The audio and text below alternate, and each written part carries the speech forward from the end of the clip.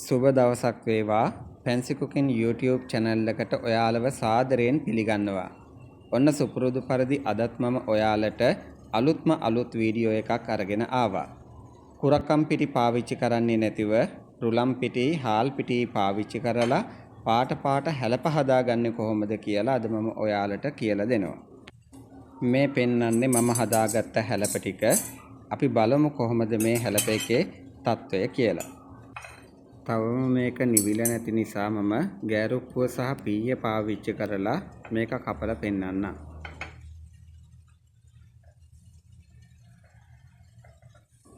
බලන්න මේ හැලප් එක කොහොමද කියලා.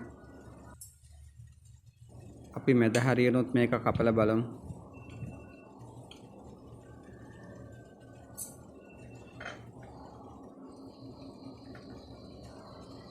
බලන්න මේක හොඳට තැම්බිලා හරිම සුවඳයි. පොල් පැණි මැදට දාලා මෙහෙම හැදුවම හරිම රසයක් තමයි, වෙනස්ම රසයක් තමයි දැනෙන්නේ.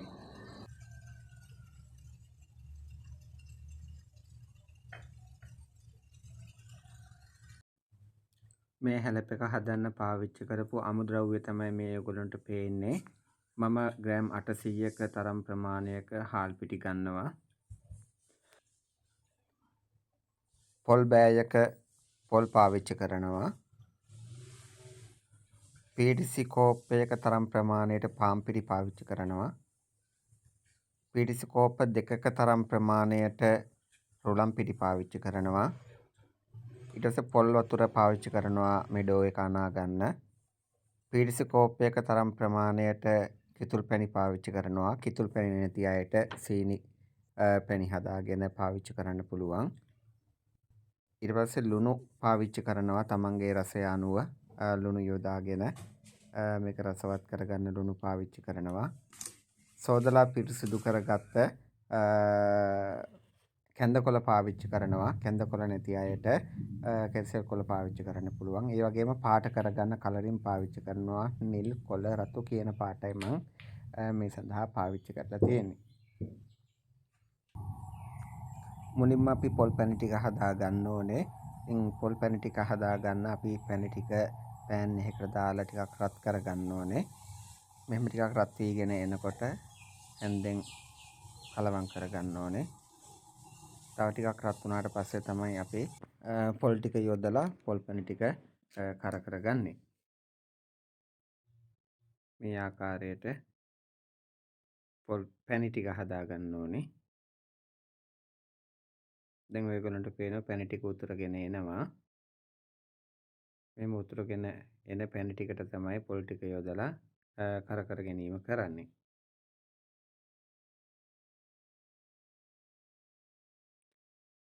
දැන් මේ පැණි එකට පොල් ටික යොදනවා. මේ ආකාරයට පොල් ටික දාගෙන පොල් ටික මේ පැණිත් එක්ක කලවම් කරගන්න ඕනේ.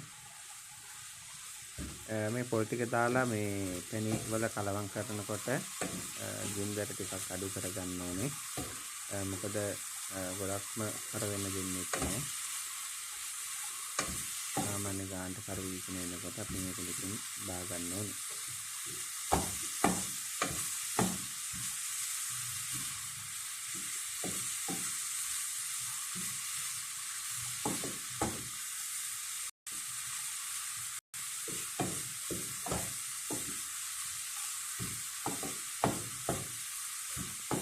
දැන් මේ පොල් පැණි ටික අවශ්‍ය පදමට රත් වෙලා තියෙන්නේ.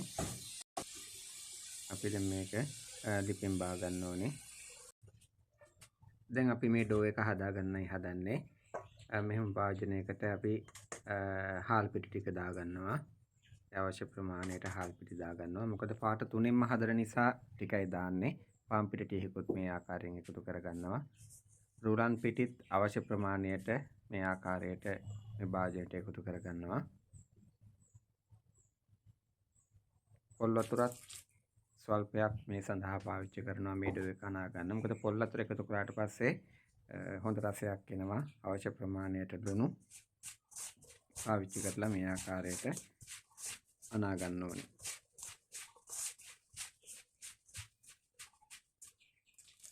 මෙහෙම අනනකොට වතුර ටිකක් පොල් වතුර මදි නිසා මම නිවාගත්ත උණු වතුර පාවිච්චි කරනවා.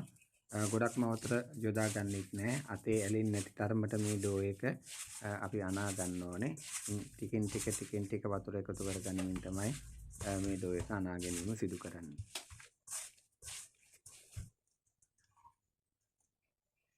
ඊට පස්සේ මේක පාට කරගන්න ෆුඩ් කලරින් ටිකක් එකතු කරගන්නවා. වැඩියමත් ෆුඩ් කලරින් යොදා ගන්න එපා. චුට්ටක් මේකට ෆුඩ් කලරින් යොදාගෙන මේ ආකාරයට පාට කර ගැනීම කරනවා. බලන්න වතුර පදමට යොදාගත නිසා අතේ ගොඩක් ඇලීම සිදුවන්නේ නැහැ. භාජනය ඇලෙන්නේ නැහැ. මෙන්න මේ ආකාරයට තමයි පදමට වතුර යොදාගෙන මේ ඩෝ එක අනාගන්නේ. ඉතින් අර වර්ණ කර ගැනීම සඳහා තමයි ෆුඩ් කලරින් පාවිච්චි කළේ. බලන්න ඔයගොල්ලන්ට පේනවා භාජනයේ මේ ඩෝ එක ඇලෙන්නේ නැහැ. මේක තමයි නියම හරිම පදම. ඉතින් මේ ආකාරයටම තමයි අපි කොළ පාට වර්ණය යොදාගත්ත ඩෝ එක හදාගන්නෙත් රතු පාට වර්ණය යොදාගත්ත පිරි ඩෝ එක හදාගන්නෙත්. මේ වර්ණ තුනින්ම අපි මේ ආකාරයට පිටි ඩෝ එක හදාගන්නවා. දැන් ඔයගොල්ලන්ට පේන්නේ අපි වර්ණ තුنين හදාගත්ත ඩෝ එක. ඉතින් මේ ඩෝ එක පොඩි කැබලි වලට හදා ගන්න ඕනේ. මොකද හැලපේ හදන්න තරම් අවශ්‍ය ප්‍රමාණයට කුඩා කැබලි වලට කඩාගෙන ඒක රවුම් කරලා තමයි හැලපේ හදා ගන්න ගන්නේ. මෙන්න මේ ආකාරයට කඩලා භාජනයකට අපි මේක දා ගන්න ඕනේ. මේ දැන් ඔයගොල්ලන්ට පේන්නේ වර්ණ තුනින්ම මම හදාගත්ත පිටි ගුලි ටික රතු පාට, නිල් පාට, කොළ පාට වර්ණ වලින් හදාගත්ත පොඩි පිටි ගුලි ටික තමයි ඔය පේන්නට තියෙන්නේ. එතකොට මේකට අපි මේ කොරකම් පිටි පාවිච්චි කරලා නැහැ. හාල් පිටි, තුලම් පිටි, පාන් පිටි පාවිච්චි කරලා තමයි මේක හදන්නේ. කැඳ කොලයක් අරගෙන කැඳ කොලේ මේ ආකාරයට අපි බටර් ටිකක් ගා ගන්නවා. බටර් ගාගෙන කැඳ කොලේ උඩ මේක වඩවා ගැනීම මේ ආකාරයට කරන්නට ඕනේ.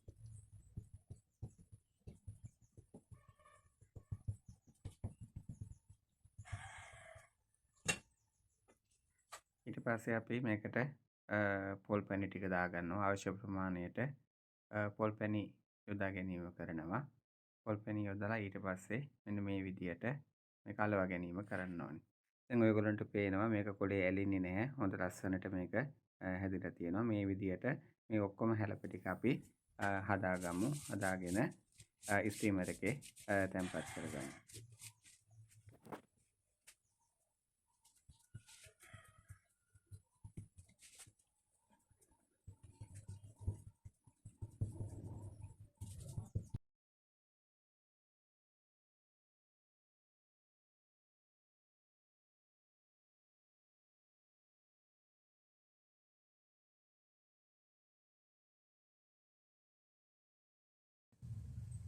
දැන් අපි හදාගත්ත හැලප ටික ස්ට්‍රීම් කරගන්න යන්නේ. රයිස් කුකරට වතුර එකක් තියලා ඒක නටාගෙන එනකොට මේ විදියට ස්ටීමර් එක තියලා ටික වෙලාවක් ගියාට පස්සේ අපි පීනෙන් වහ ගන්නවා. වහගෙන විනාඩි 20ක් තරම් කාලයක් අපි තැම්බෙන්න දෙනවා. විනාඩි 20කට පස්සේ මේ තැම්බුණාට පස්සේ ඔයගොල්ලන්ට පේන විදිය හොඳට තැම්බුණු හැලප ටික අපි භාජනයකින් තියා ගන්නවා. ටිකක් මේක රස්නෙයි. ඒ නිසා අපි හිමින් අපි භාජනයකින් තියාගමු.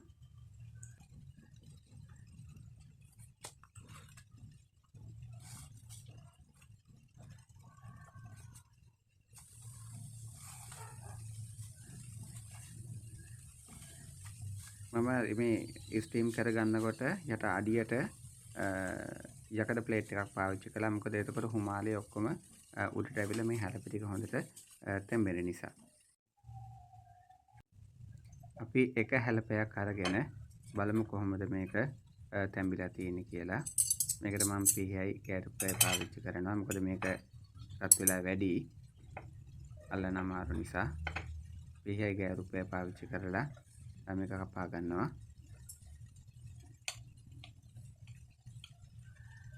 බලන්න දැන් බොහොම ලස්සනට හැලපේ තැම්බිලා තියෙනවා. පොල් පැණි ටික මැදට යොදාගත්ත නිසා වෙනස්ම රසයක් තමයි මේක කනකොට දැනෙන්නේ. ඔයගොල්ලොත් මේ විදියට හැලප හදලා බලන්න. හදලා කමෙන්ට් කරන්න මට. ඒ වගේම තමයි ලයික් කරන්න, මගේ channel එක subscribe කරන්න. ඔයගොල්ලන්ට බොහොම ස්තුතියි මාත් එක්ක රැඳිලා හිටියට.